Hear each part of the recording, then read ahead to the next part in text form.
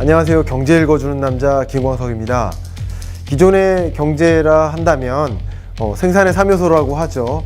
토지, 노동, 자본, 이게 주가 됐던 생산 방식이었다 그러면 이제는 그 생산 요소가 바뀌는 거죠. 정보나 기술 중심으로 바뀝니다. 그런 경제를 또 디지털 경제라고 표현할 수 있겠는데요. 디지털 경제로 전환되는 어마어마한 속도 속에 우리는 그런 변화, 전환을 디지털 트랜스포메이션이라고 하죠. 수많은 기업들이 2019년 해야 할 일, 캐치프레이즈로 디지털 트랜스포메이션을 선정하고 전개해오는 과정 속에서 이 디지털 경제, 디지털 산업에 대응해 나가는 모습이 있습니다.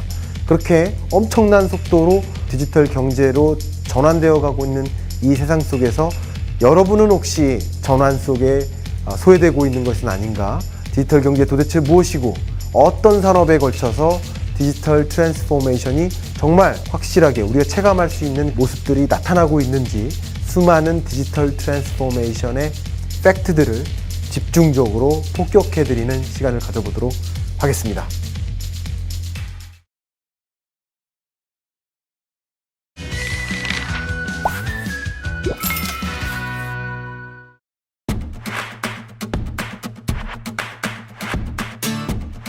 안녕하세요. 전국에 계신 경할머니 여러분, 경제 읽어주는 남자 김광석입니다. 자, 오늘은 제가 정말 많이들 궁금해하시는 투자 관점에서도 많은 분들께서 이게 도대체 뭔지 궁금해하시는 여러분들이 계셔서 크라우드 펀딩 도대체 무엇이고 그 동향이 어떻게 흘러가는지 설명드리고 또 P2P 투자, P2P 대출, P2P 금융 뭐 이런 것들이 산업 내에서도 굉장한 관심이 있는데 도대체 크라우드 펀딩은 뭐고 P2P 금융은 뭐고 뭐 이런 것들을 좀 정리해보는 시간, 그리고 이해와 몇 가지 동향과 그리고 앞으로의 정책적인 어떤 기조와 또 몇 개의 어떤 사례들 이런 것들을 좀 공유해드리는 그런 시간을 가져보도록 하겠습니다.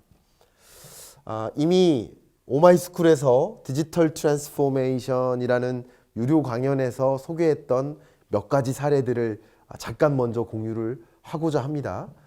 그리고 이미 알고 계시는 디지털 트랜스포메이션을 담은 본 제 신간에서도 이미 뭐 경영경제 베스트셀러까지 올라와서 굉장히 기분 좋은 삶을 살고 있는데 어쨌든 여기서도 담겨 있는 그 사례들을 잠깐 몇 가지만 공유하면서 그러면서 제가 크라우드 펀딩을 소개하는 그런 시간을 가져보도록 하겠습니다. 자, 이 강연에서 소개했던 몇 가지 기술들을 소개하겠습니다. 보시는 것은 수중 드론입니다. 수중 드론이 결국은 물속에서 세이프티 문제 혹은 촬영 문제 이런 것들을 해결하기 위한 수중 드론으로 개발이 됐고 엄청난 관심을 받고 있는데 그 강연에서 소개했던 이 사례가 이미 킥스타터라는 P2P 금융 플랫폼을 통해서 약 20만 달러를 모금해서 비즈니스가 가능해진 사례입니다. P2P 금융 관점에서는 그런 이슈가 있습니다. CES에서 엄청나게 주목을 받고 있는 이 모빌리티 플랫폼, 인공지능 이동수단이라고 볼 수 있겠죠. 이 사례도 인디고고라는 P2P 플랫폼을 통해서 자금을 조달받고 실제 이 비즈니스가 가능하도록 움직인 사례입니다. 이 부분은 사실 제가 말씀을 안 드렸었지만 사실 그렇습니다. 잘 아실지 모르지만 우리나라에서 P2P 플랫폼을 통해서 자금 조달에 성공한 그 대표적인 모델들이 정말 많이 있는데요. 아마 가장 유명한 것이 제가 알기로는 야놀자이지 않나.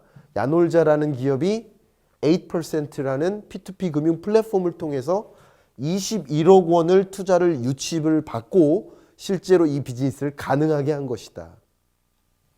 정말 사례들은 많습니다. 그런 수많은 플랫폼들, 스타트업들 다 P2P 금융 플랫폼을 통해서 투자를 받은 거예요. 그러면 지금부터 이 P2P 플랫폼이란 무엇인가? P2P 플랫폼을 이야기하기 전에 더 먼저 이야기해야 될 것은 먼저 크라우드 펀딩입니다. 크라우드 펀딩을 경제 읽어주는 남자스럽게 좀 쉽게 전달을 잠깐 해드려 보도록 하겠습니다. 자, 먼저 크라우드 펀딩이란 무엇이냐? 크라우드 펀딩은 말 그대로 크라우드 더하기 펀딩이다. 그게 크라우드 펀딩이에요. 크라우드 펀딩은 뭐냐면 크라우드, 대중들로부터, 많은 사람들로부터 펀딩을 받는 것이다.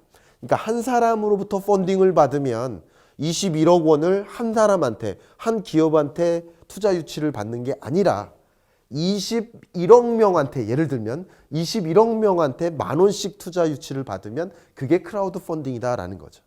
이해가셨죠? 근데 이 크라우드 펀딩의 가장 중요한 특징 한 가지를 말씀드리면, 많은 사람으로부터 소액의 투자를, 십시일반의 투자를 받는 거 맞지만 여기에 한 가지 중요한 특징은 온라인을 통해서 많은 사람들로부터 모금을 하는 것이다.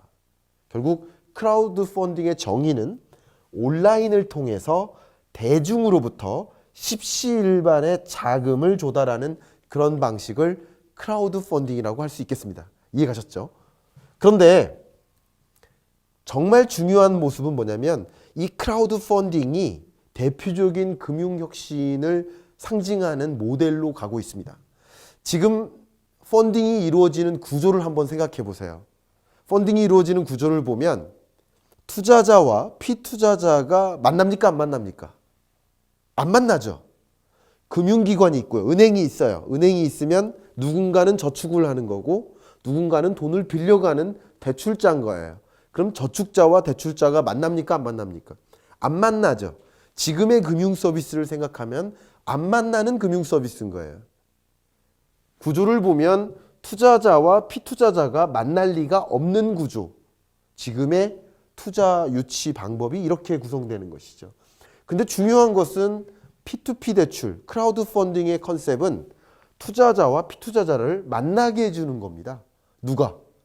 방금 말씀드렸던 대체 자금 조달 플랫폼, 크라우드 펀딩 플랫폼을 통해서 투자자와 피투자자가 만나는 거예요. 그럼 이런 플랫폼을 뭐 하는 거냐? 이런 플랫폼은 이런 기업이 있습니다. 이런 기술이 있습니다. 이런 아이디어가 있습니다. 여기에 투자하고 싶은 사람 모이세요. 이렇게 광고해 주는 거. 쉽게 말씀드리면 알려만 주는 거죠. 그럼 그런 플랫폼을 통해서 그런 기업의 좋은 제품, 유망한 아이디어, 유망한 기술에 이거 승산이 있겠네? 하는 수많은 사람들이 벌떼같이 몰려들어서 5만 원, 10만 원, 50만 원, 500만 원 이렇게 투자를 하는 겁니다. 그게 P2P, 크라우드 펀딩이라고 볼 수 있는데, 조금 구조를 설명드리면 결국은 모금자가, 돈을 모금하고자 하는 사람이 P2P 플랫폼에 뭘 해요? 등록을 해요. 우리 기업은 이렇습니다. 우리 스타트업인데요. 이런 아이디어 있습니다. 이런 기술이 있습니다. 딱 등록을 해요. 그러면 이 P2P 금융 플랫폼이 뭐 하는 거예요? 홍보를 해주죠. 누구한테? 대중들한테. 그럼 이 대중들은 돈을 주는 거예요. 돈을 주면 이 모금자는 결국 보상해주고 수익을 주는 거죠. 그러나 돈을 주는 방법이 크게 4가지가 있다. 이게 중요합니다. 4가지가 있다. 기부하는 방법도 있다. 굉장히 참신한 아이디어고 이런 것은 널리 보급돼야 돼 하면서 그냥 얼마 기부하는 방식도 있어요. 그리고 후원하는 방식도 있다. 조금 차이가 있습니다. 그리고 대출해주는 컨셉이 있고 지분 투자를 하는 방식이 있다. 이렇게 4가지 방식으로 돈을 주는 겁니다. 그런데 여기서 중요한 것은 수익형으로 기부형과 비수익형이죠. 기부형과 보상형이 있어요. 기부형은 아무 보상을 받지 않는 것을 전제로 하는 것이고 아무 보상이 없는 거예요. 그리고 보상형은 아이디어를 사업화시키는 프로젝트에 자금을 투자하고 후원에 따른 소정의 보상품을 받는 거예요. 아이 찾기 그 웨어러블 밴드가 대표적인 사례인데 이거는 아이를 찾기 위한 좋은 기기다라는 것을 이해했고 수많은 사람들이 보상형으로 이렇게 투자를 한 겁니다. 그래서 뭘 받아요? 이 웨어러블 밴드를 받는 거죠, 몇 개. 그러나 얼마 투자하지도 않았지만 그럼 몇 개 받는 거죠. 근데 이런 과정이 비수익형이고, 근데 수익형에 우리는 집중을 해야 되죠. 수익형에는 대출형과 증권형이 있다. 아까 말씀드렸던 것처럼 스타트업이나 새로운 프로젝트에 투자하고 하는 그런 투자자는 주식이나 수익증권을 받는 것이다. 일부의 수익증권을 받는 것. 그러니까 잘 되면 나도 같이 나눠 먹는 방식이에요. 증권형. 근데 가장 많은 방식이 무엇이다? 가장 많은 방식은 대출형이다. 돈을 빌려주고 받기로 한 이자를 받는 거죠. 그러니까 차이는 뭐냐면 정해진 돈을 받는 거고요. 이거는 정해지지 않은 돈을 받는 거죠. 차이가 있죠. 역시 여러분들 은행에 적금 드는 것과 주식 투자하는 것하고 비슷한 관점이라고 볼 수 있겠죠. 그죠? 적금 들 때는 정해져 있는 이자를 받는 거고 주식에 투자할 때는 정해져 있지 않은 이익을 받는 거잖아요. 그런 관점이 있다. 그런데 이 P2P 대출, 지금 이 크라우드 펀딩이 4가지가 있다고 했는데 그 중에 한 가지가 대출형이고 이걸 우리는 P2P 대출이라고 하는 것이다. 이해 가셨죠? 근데 이 P2P 대출을 정부에서도 엄청나게 추진합니다. 왜 추진을 하느냐? 제가 수차례 경제 읽어주는 남자를 통해서 말씀드렸지만 우리나라 고용 관점에서 어떤 경제다? 고용 없는 경제다. 그런데 일자리 정부를 주창하고 있죠. 현 정부는. 그럼 어떻게 해야 됩니까? 어떻게 해야 돼요? 일자리 정부는. 일자리를 마련해 줘야 되죠. 근데 우리나라 경제 여건이 청년들에게 일자리를 줄 만큼 충분한 일자리 창출 여력이 없기 때문에 결국 하는 게 뭐예요? 스스로 창업해 이거예요. 스스로 취업해. 스스로 일자리 만들어 하는 거예요. 나쁜 의미가 아니라 그런 의미가 있는 거예요. 그러니까 창업을 증진시키는 거죠. 근데 학생들이 졸업하고 요즘 중퇴가 유행이라고 하더라고요. 긍정적인 의미에서. 어쨌든 중퇴하고 졸업하고 이 학생들이 좋은 아이디어를 갖고 있어요. 좋은 기술을 가지고 있어요. 이거 사업화하고 싶어 해요. 좋은 스타트업이 될 것 같아요. 근데 이 학생들이 은행에 가가지고 돈 좀 빌려주세요 하면 돈 빌려받을 수 있습니까? 없죠. 원천징수 영수증이 있습니까? 담보가 있어요? 근데 어떻게 대출 받습니까? 대출 받기 어렵죠. 사업을 하고자 하는 좋은 아이디어와 기술은 있지만 대출 받기, 자금 지원이 불가능한 거예요. 기존 금융 서비스로는. 근데 P2P 대출로는 가능하다는 거죠. 어떻게? 좋은 아이디어면 대중이 알아서 평가를 해주는 거예요. 알아서 좋은 평가를 내려주고 투자를 하고 싶은 사람 투자를 하는 거예요.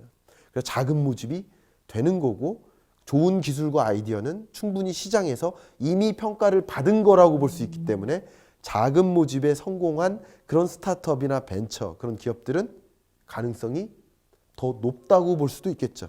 결국은 P2P 대출로 투자 유치에 성공한 기업은 시장에서도 좋은 판단을 받을 가능성이 굉장히 높다라고 할 수 있겠습니다. 자, 그런데 정부는 결국은 스타트업을 육성하고자 창업을 증진하고자 또 일자리 창출을 증진하고자 이런 P2P 대출 이런 금융 플랫폼을 더 밀어주고 있는 서포트하는 그런 과정이 있고요. 또 한 가지 컨셉 그리고 그 밖에 한 가지 중요한 컨셉은 핀테크, 테크핀이 이렇게 크게 부상하고 있으니까 글로벌리 이런 기업들이 엄청나게 늘어나고 있으니까 우리나라도 핀테크 강국이 되기 위해서 핀테크를 육성한다는 컨셉에서도 P2P 금융을 확대하는 노력을 하고 있습니다. 그래서 이미 이 투자 수익률이 몇 퍼센트 정도 됩니까? 대략 한 6, 7% 된다고 보통 보도가 나오죠. 그러니까 한번 투자했던 사람은 또 투자하고 싶죠. 그러니까 투자 금액에 제한이 있으면 안 될 텐데 투자 금액에 대한 제한을 원래 한 사람당 최대 500만 원까지만 가능합니다 라고 해놨다가 그걸 1000만 원으로 상향 조정했었고 2018년 2월에는 2000만 원까지 상향 조정했습니다. 그런 과정 속에서 정부가 적극적으로 핀테크도 육성하고 그리고 스타트업도 육성하고 일자리도 창출하고 산업이 잘 돌아갈 수 있도록 정부 단에서도 그런 정책을 적극적으로 해 나가고 있는 것이다. 여러 가지 P2P 금융 플랫폼을 소개하려고 했는데 시간 관계상 그냥 하나만 소개를 하겠습니다. 제가 알고 있는 가장 재밌는 인상 깊은 사례를 소개해 본다면 지금 소파이라는 미국의 가장까지는 아닌데 아주 유명한 플랫폼, P2P 금융 플랫폼입니다. 랜딩 플랫폼이라는 표현을 쓰죠. 돈을 빌려주는 플랫폼. 근데 이 소파이가 굉장히 크게 부상해서 지금은 뱅크 오브 아메리카를 위협할 정도의 강력한 그런 금융 파워를 갖기 시작했습니다. 그런데 이 소파이의 모델은 어땠냐면요. 재밌었습니다. 재학생과 졸업생을 연결해 주는 거예요. 재학생들은 학자금 대출에 대한 수요가 있죠. 그리고 물론 기술 창업이나 아이디어 창업 같은 거 관심 있는 재학생들 많잖아요. 근데 거기에 이미 졸업해서 성공한 수많은 졸업자들이 매칭되는 거죠. 재학생과 졸업생을 매칭해주는 모델. P2P 금융 플랫폼 비즈니스에 관심이 있는 여러분들께는 이런 것들이 좋은 사례가 될 것 같습니다. 결국은 누구와 누구를 이을 것인가에 대한 관심이죠. 상대적으로 예를 들어서 제가 뭐 어느 학교를 나왔어요. 그럼 A라는 학교에 나왔으면 A 학교의 재학생이면 기왕이면 대출해주고 싶은 마음이 더 생길 수 있지 않겠습니까? 그런 관점에서 이런 것들이 시작됐고, 지금은 이 소파이의 모델이 거기서 시작해서 뭐 부동산 대출이나 부동산 PF 대출이나 이런 여러 가지 영역으로까지 사업 모델이 확대된 상황이라고 볼 수 있고, 이 플랫폼의 파이낸싱 규모가 이렇게 크게 늘고 있고요. 앞으로도 크게 늘 것이라고 이렇게 내다보고 있습니다. 보시는 것처럼 국내 P2P 대출 누적 취급액 규모도 계속 늘어나고 있고요. 이 규모가 19년 들어서도 18년 말에 3조 원을 돌파하고 수많은 P2P 대출 중개 기업들도 계속 늘어나고 있는 상황이라고 볼 수 있겠습니다. 제가 이 보도 자료는 제 블로그에 같이 담아서 공유해 드릴 수 있도록 하겠습니다만, 얼마 전에 크라우드 펀딩 주요 동향과 향후 계획이라는 금융위원회에서의 보도 자료가 나왔습니다. 뭐라고 했냐면 말 그대로 진흥하겠다라는 거예요. 진흥하겠다. 뭘 진흥할지는 지금 좀 이따 말씀드리고요. 이 보도자료에 있는 중요한 내용 중에 하나가 보시는 것처럼 크라우드 펀딩 성공 건수가 이렇게 늘고 있고요. 성공 금액도 늘고 계속 성공해 나가고 있다. 어쨌든 크라우드 펀딩이 좋은 사례가 되고 있다는 것을 보여주고 있고요. 물론 이런 것을 통해서 실제 일자리 창출도 상당히 많아져요. 왜냐하면 P2P 금융 플랫폼이 많은 사업을 영위해 나가면서 일자리를 더 창출하기도 하고요. 그런 과정에서 새로운 스타트업이 생기고 스타트업이 발전해 나가는 과정에서 일자리가 계속 생겨나는 거죠. 그런 여러 가지 일자리 창출 효과도 있기 때문에 적극적으로 지원해야 된다라는 그런 컨셉의 이야기가 많이 있었습니다. 마지막으로 그럼 금융위원회는 P2P 투자 플랫폼, 금융 플랫폼 이쪽에 어떤 종류의 계획들을 갖고 있는지를 몇 가지만 정리를 해서 공유해드리고 마무리를 하겠습니다. 투자자들이 크라우드 펀딩 채권 투자자의 위험성을 이해하고 투자할 수 있도록 채권의 상환 건수나 금액, 부도율 이런 다양한 통계를 매분기 집계해서 발표하겠다. 왜냐하면 P2P 금융은 상대적으로 더 위험성은 높겠죠. 금융기관이 평가한 건 아니니까. 그런 위험성은 좀 완화하면서 그런 위험 가능성은 좀 완화하면서 P2P 플랫폼을 좀 더 성장시켜보자 하는 그런 컨셉이라고 볼 수 있겠습니다. 중요한 것은 크라우드 펀딩의 허용 기업의 범위를 확대하겠다. 원래는 창업기업, 스타트업이나 벤처기업만 P2P 금융 플랫폼을 통해서 대출받거나 투자받을 수 있는 환경이었는데 이제 어디까지? 중소기업까지 확대하겠다라는 컨셉의 이야기입니다. 이것은 특히 18년 6월에 활성화 방안이 정식으로 발표가 됐었고 여기에 많은 내용들이 이미 심어져 있습니다.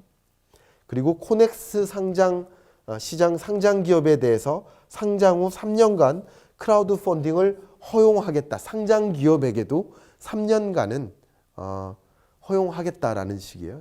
그리고 또 여기서 없는 내용 중에 하나가 중개사에 대한 규제도 완화하겠다. 그러니까 크라우드 펀딩의 투자 규모도 2천만 원뿐만이 아니라 앞으로는 3천, 4천까지 이렇게 확대될 가능성이 있고요.